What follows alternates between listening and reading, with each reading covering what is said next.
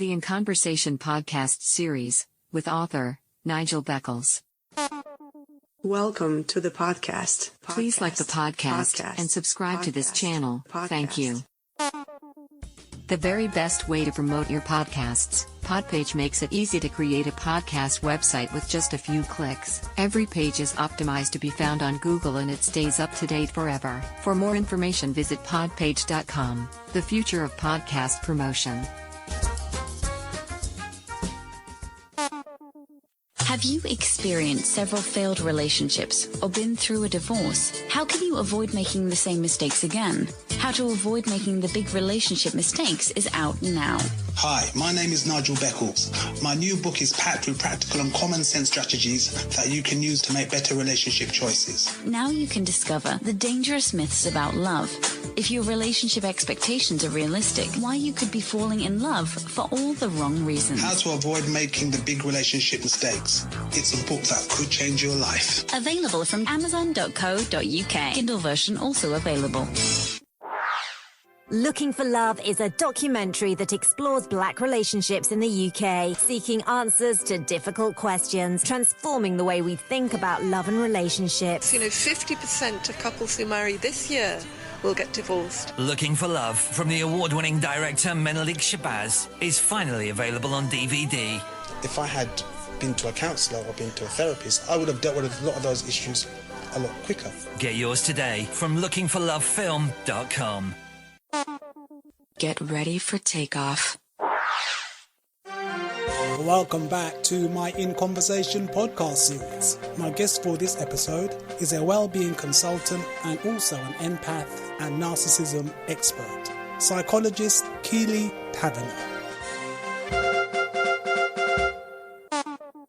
Hi Keeley, welcome to my podcast series. How are you? All is good. Where do you live at the moment? I live in Marlow in Buckinghamshire. So you're a psychotherapist, well-being consultant, and also you deal with empaths and narcissism. How did you become interested in your current work? Well, everything really has evolved out of my own pain, which some may say is my own form of narcissism, and I have no problem with that because I do believe it is a spectrum. And I was baffled by my own experience getting pregnant young, having a father who was not committed, and it was just a very difficult, abusive relationship. And that led me to self-help books. I was inspired by Iyanla Vanzant when I saw her on the Oprah Winfrey Show. And that for me was an area of fascination. Self-help reading I just found absolutely fascinating. I was raised in northwest London on an estate called St. Ralph's. I was working at IKEA at the time. I ended up being in IKEA for 10 years. And to be honest, there wasn't much. I wasn't particularly driven. Pregnancy, based on where I'd grown up, was quite, getting pregnant young was quite the norm. And I definitely fulfilled that stereotype. Yet when my situation hit hard, I really struggled to believe that this is what my life would look like, that was what I would be exposing my children to. And I think whilst everybody around me began to judge and say, oh, we told you so, we could tell he was no good, that became really unhelpful and isolating. And that's where I found solace and inspiration in reading self-help material. And after I read In the Meantime by Iyanla Vanzant, I then read Yesterday I Cried, which is where she spoke about her journey of re-educating herself, which again inspired me. And by 2002, I started a access to social sciences course at Stanmore College that enabled me to apply for university. Went to Brunel, where I studied psychology for 4 years. That had a work placement in it, and I worked in the prison for a year. So I worked at Wormwood Scrubs Prison for the psychology department. And upon graduation in 2007, I then got my first full-time job at the prison, where I stayed for a further 8 years. And during that 8 years, I also completed my master's in person-centered psychotherapy. The psychologist route really wasn't for me. I don't think I was a system sister, and I didn't necessarily think in a way that would have enabled me to navigate the gatekeepers to rise up in the prison. I just wasn't made that way. I was very much interested in psychology, but not in isolation, because based on my own experience, I knew how much class, race, access to opportunities, social mobility was just a fascinating area for me. And I wanted a model of psychology that took into account all of those factors which I wasn't going to get if I became a counseling psychologist or studied CBT, which was what I was continuously told to invest in. I chose to follow the passion. I chose to self-fund the approach to psychological growth that made sense to me, which was about human potential, And so I studied Carl Rogers for 4 years at Metanoia in Ealing. And by 2015, I left the prison and started my own practice. And today I consult with all manner of people for all manner of challenges, be it individual, corporate challenges. And I help people basically from a psychological viewpoint, but often what underpins my work is the narcissist and empathic dynamic, which causes no end of stress and is continuously becoming a part of everyday language. But also fundamentally, I think it's clear that, people really don't understand the waters that they're swimming in. We hear so much about narcissism nowadays, but actually I'm a massive fan that highly, empathic people and narcissists actually make such a good fit that the empathic people need to move away from reading chapter and verse about narcissism and begin to understand themselves, because self-awareness is key. So that's my aim, and that's the standpoint that I come from, which people seem to think is quite different, which I find odd, but I can understand that. And my ambition is to, whether I'm working at a corporate level or an individual, to help people to understand, firstly, how best to protect themselves, and that they get to understand and get to know themselves, because without that, they're vulnerable, absolutely vulnerable. Well, early last year, I had a meeting with a guy, and he's a qualified psychologist, and he's written a book about narcissists. And he was very hostile regarding the term empath. So how would you describe an empath? Well, personally, for me, I think one of the things I'm particularly good at is not bringing the theories and extended words and vocabulary from my academic endeavors into my therapeutic work, where I work with everyday people who are not versed in the theories of psychology. So that means that if that is the term that is in vogue, I can adapt to that. You think about the term empath, which is a derivative of the word empathy, which is a personality trait, which is grounded in the fundamentals of psychology.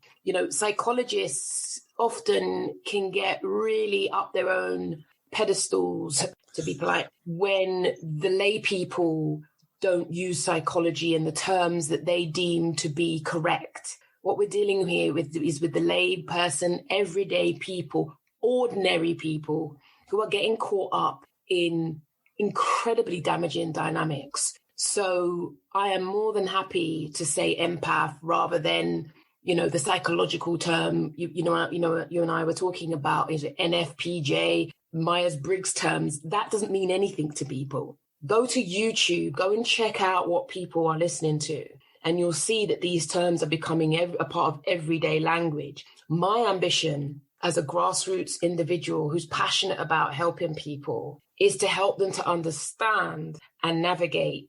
My duty is to understand the complex theories and make it as palatable and easy to understand so that people get it. So therefore, how would you basically describe an empath? Well, I think where it really comes into, awareness is there are lots of definitions. And for me, I'm trained scientifically. So when it goes way up the spectrum into like angels and that's not my lane. I don't really understand that. I'm not trained in that way. But what I understand as a helping professional myself who scores high on the trait of empathy, we are the helping professionals often. We often occupy helping professional. We can often go above and beyond to help people. We're understanding. We're the do-gooders of this world. If there's a disaster, we're there. We'll go above and beyond. We'll cook, we'll clean. We do what needs to be done. We see potential. We're heart-centered people. We care.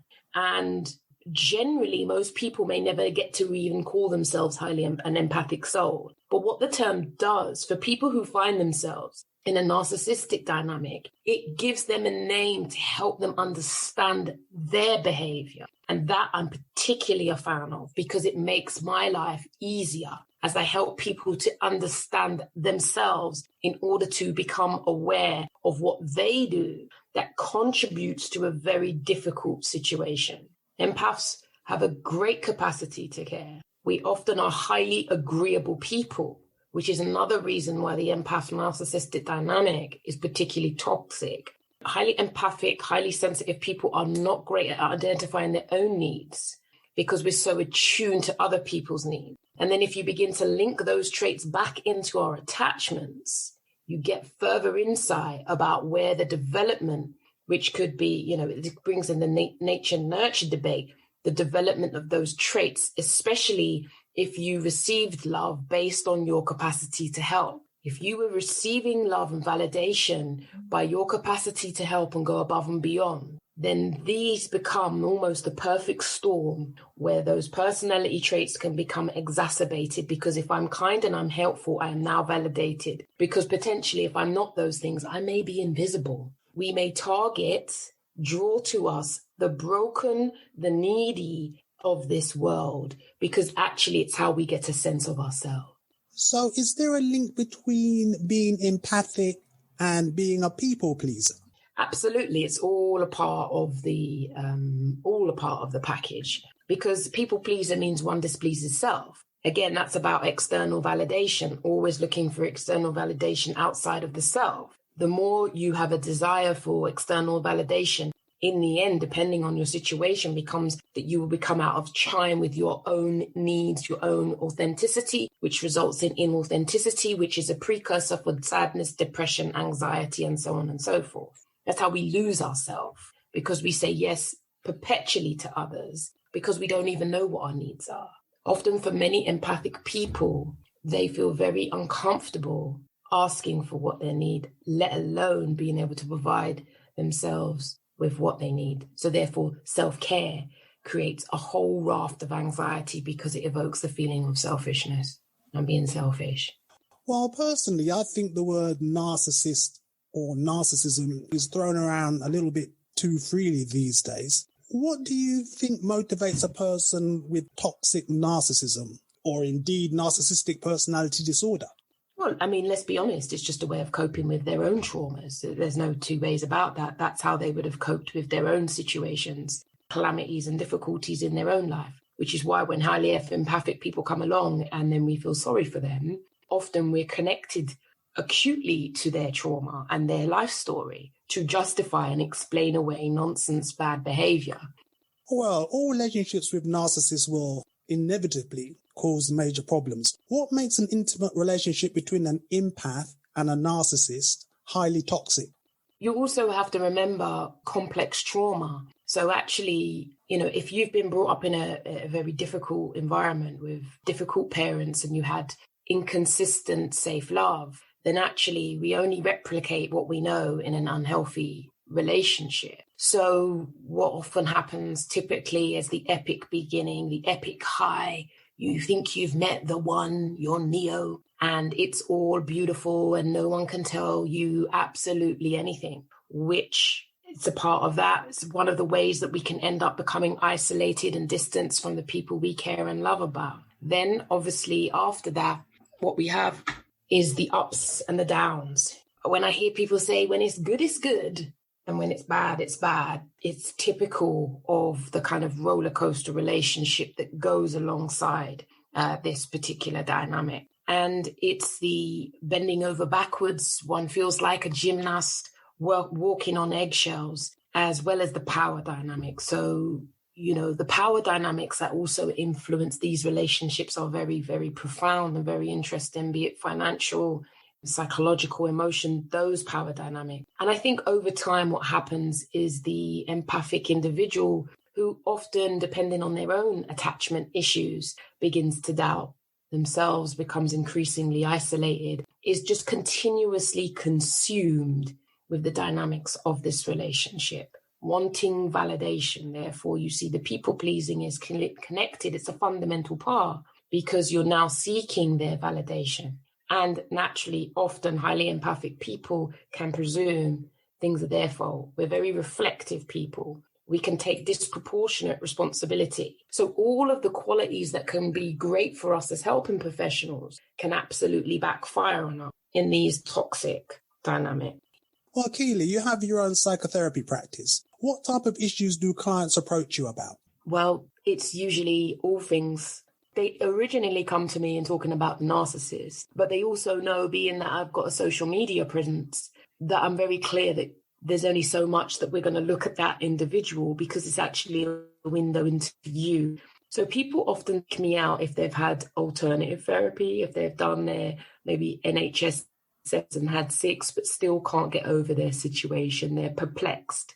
Begin to understand and make sense of their experience. Plus, people know I'm pretty much no nonsense. And as time's grown and I began to focus on intimate relationships, which was my challenge, and as a highly empathic person, it is still a challenge I have to be mindful of, that I can draw those people to me. Which is one of the reasons why I'm very articulate with anybody who I'm dating about what I need. Very articulate about what I need, so that is a helpful way to begin to break that one-way relationship dynamic. But, I began by helping, specifically targeting people who were in a narcissistic empath dynamic. Well, who basically, I wouldn't even use the word empath, do you have a narcissistic lover? But it's evolved because as I've included the empathic person that use that title, that's increasingly common title, what's happened is now people are coming to me, whether it's their mother, their brother, their sister, their boss. Corporate companies are now coming to me also for assistance to assist staff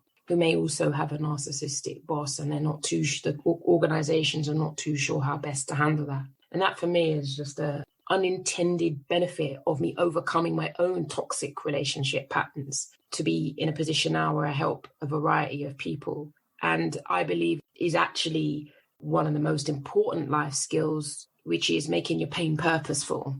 Because if we don't learn to make our pain purposeful, we keep repeating the same lessons again and again and again. When we have purpose in our life, through whatever calamity, tragedy, or passion, I believe that is a protective factor from common mental health problems. And I'm testament to that. And that's my bias. And I am unashamed about that. I tell people this all the time. I have my biases. Well, Keeley, you're also an author. So what is your book called and what is it about? My book is called Why Love Hurts and Why Self-Love is the Key. And it's basically just documenting to people how I believe we get there. How I believe we end up going from perpetual relationship that hurts, where we end up disappointed, hurt, or in debt, homeless, putting ourselves in tricky predicaments because of our desire for love and intimacy. We don't quite realize how our desperate need for validation can cause us to end up in these situations. And in this book, I try to unfold that for people so they become a lot more clearer that much of this is actually about unresolved mommy and daddy issues. We're expecting our intimate relationships to be able to fulfill us. And also we want a godlike love from a human individual to fulfill the void within our lives. So it gets spiritual, because anyone who's caught up in a narcissistic dynamic makes the narcissist their God. People don't like to hear that, but narcissism is a God complex. And empathic people are unconscious worshippers, which is why when you don't want to worship the narcissist no more, there is a whole heap of problems and you will be banished and you experience the wrath. And if the power dynamics are one, well, that's one that you have to watch play out. And that's unique to everybody I support. We have to be talking about power dynamics, because that's how they will punish you, sanction you, should you not be the disciple and worshipper that they have expected or groomed you to be. You're saying that the narcissist grooms their partner to worship them as a god? Worship and adore them. Yes, it's a God complex. Narcissism is a God complex. How great am I? So if you have to have people who worship you and support, that's why when you're in the phase of being seduced and so on and so forth, or even when it's going wrong, you can't think that the problem would be the partner, right? The problem's always you. And you worship them, you adore them, you put them on a pedestal. You give them a godlike, omnipotent power over you. It gets spiritual. People don't think that they will ever break the bond. They don't believe that they will ever break the bond. He's not your maker. He is not your maker. He is not your maker. How do you take that person down from the pedestal? Anyone you pedestal, you're looking up to them. He or she, as I've been involved with more than one narcissist myself. And you also mentioned bond, and I have read up quite a lot about trauma bonds. And you did mention about the hot and cold behavior of narcissists and other types of abuser to kind of keep you hooked into the toxic dynamic. Because empaths, we have all the wonderful skills to help people, but we're not so great at helping ourselves.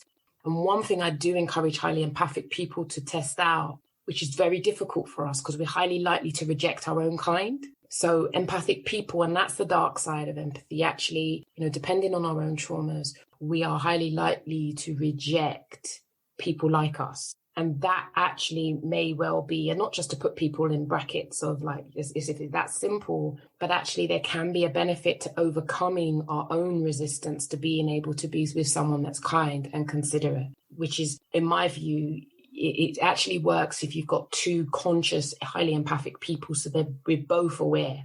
We're both aware of our repulse, isn't the right word, but our kind of pushback against each other because you may not traumatize me in the way that I'm familiar with.